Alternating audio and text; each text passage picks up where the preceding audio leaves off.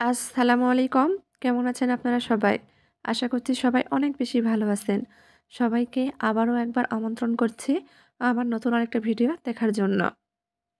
আজকে মাত্র ১০ মিনিট সময় নিয়ে ১.৫ কাপ আটা দিয়ে মুচমুচে নাস্তা তৈরি করেছি ঘরে, আর সেই ভিডিওটাই আপনাদের মাঝে শেয়ার করছি। আশা করছি ভিডিওটা আপনাদের কাছে একটু হলেও ভালো লাগবে। চা বসিয়ে দিয়ে ঝটপট এই নাস্তাটি তৈরি করা যাবে। উপরটা মুচমুচে, ভিতরে অনেক নরম। এই নাস্তা তৈরি করলে একটু বেশি করে তৈরি করতে হবে, তা না হলে বিপদে পড়ে যাবেন। তো চলেন দেখি কিভাবে নাস্তা তৈরি করেছি তার পুরো প্রস্তুত প্রণালী আপনাদের মাঝে শেয়ার করি। এখানে একটা বাটি নিয়েছি, বাটিতে 1 কাপ মতো নারকেল কোড়া দিয়ে দিয়েছি, সাথে 1/2 কাপ চিনি দিয়ে দিয়েছি, 2 টেবিল চামচ গুঁড়া দুধ আর সামান্য পরিমাণ লবণ। নারকেলের সঙ্গে চিনি গুঁড়া দুধটা খুব ভালোভাবে মাখিয়ে নিব। মাখাতে মাখাতে দেখা যাবে চিনি থেকে পানি ছাড়বে।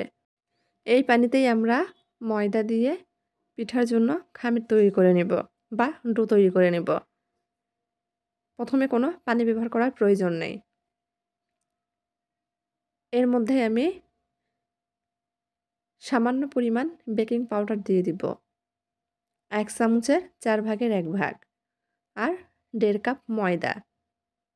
ময়দার পরিবর্তে এখানে আটাও ব্যবহার করা যাবে। হাত দিয়ে খুব ভালোভাবে মেখে নেব।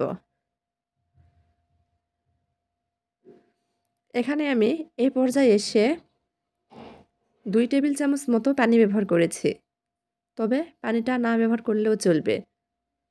চিনি থেকে যে পানিটা ছাড়বে একটু সময় নিয়ে মাখালে এই পানিতেই ডো তৈরি করা যাবে। যেহেতু আমি চটজলদি নাস্তাটা তৈরি করতে চাচ্ছি, সেজন্য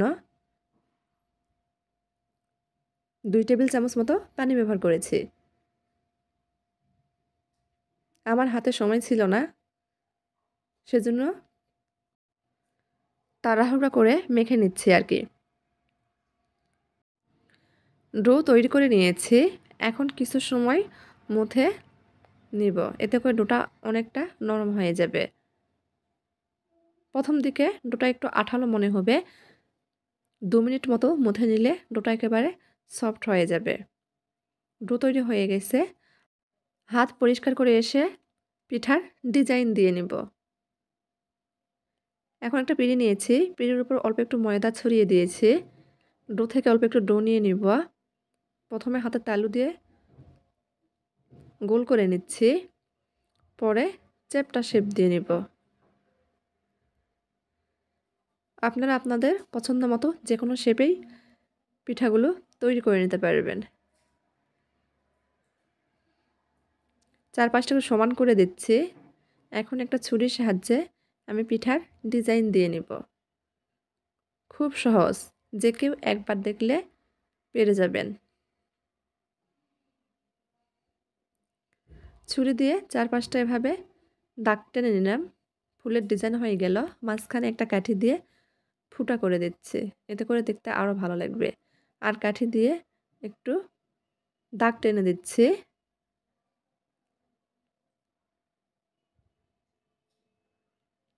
হাত দিয়ে একটু চোখা করে দিচ্ছি, এতে করে ফুলগুলো আরও সুন্দরভাবে বোঝা যাবে। একটা পিঠা এভাবে তৈরি করে নিয়েছি, আপনাদের আরও একটা পিঠা তৈরি করে দেখিয়ে দিচ্ছি। আমি সবসময় চেষ্টা করি হাতের কাছে থাকা উপকরণে রান্নাবান্না করতে, আর সেসব ভিডিও আপনাদের মাঝে শেয়ার করি। যদি আমার এই ঘরোয়া উপকরণের সহজ রান্নাবান্নার ভিডিও আপনাদের একটু ভালো লেগে থাকে, তাহলে দয়া করে আমার চ্যানেলটি সবাই সাবস্ক্রাইব করবেন, লাইক কমেন্ট শেয়ার করে নিয়মিত চ্যানেলের পাশেই থাকবেন। আমি এভাবে সবগুলো পিঠা তৈরি করে নেব। ভিডিও দেখেই বুঝে নিতে হবে কিভাবে পিঠাগুলো তৈরি করে নিচ্ছি, বলে বোঝানোর কিছুই নাই এখানে। এভাবে আমি সবগুলো পিঠা তৈরি করে নিয়েছি। দেখেন পিঠাগুলো দেখতে কতটা সুন্দর লাগছে। এখন এই পিঠাগুলো ভেজে নেব। চুলার উপর ফ্রাই প্যান বসিয়ে দিয়েছি, পরিমাণ মতো তেল দিয়ে দিয়েছি। তেলটা গরম হয়ে আসলে তৈরি করে রাখা পিঠাগুলো একটা একটা গরম তেলের মধ্যে ছেড়ে দেব। চুলার আঁচটা মিডিয়াম আঁচে কমিয়ে রেখেছি।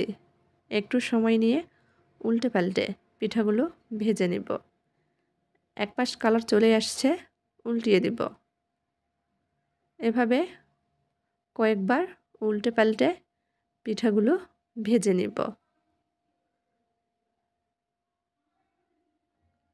আমি সব সময় দিনের বেলা ভয়েস দেই, এই জন্য হয়তো অনেক শব্দ শুনতে পাবেন।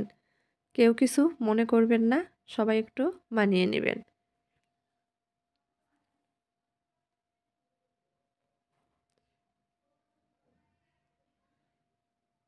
পিঠাগুলোর মধ্যে সুন্দর একটা কালার চলে আসছে।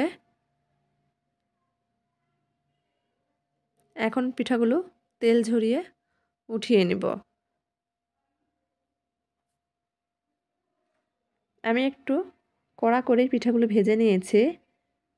এতে করে পিঠাগুলো আরও বেশি মুচমুচে হবে।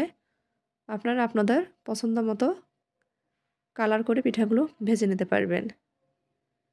এখন পিঠাগুলো পরিবেশন করে আপনাদের দেখিয়ে দিচ্ছি। এই পিঠাগুলো দেখতে যতটা লোভনীয়, খেতে তার থেকে বেশি মজার। সংরক্ষণ করা যায় বেশ কিছুদিন। চাইলে পিঠাগুলো আপনি বিদেশেও পাঠাতে পারবেন।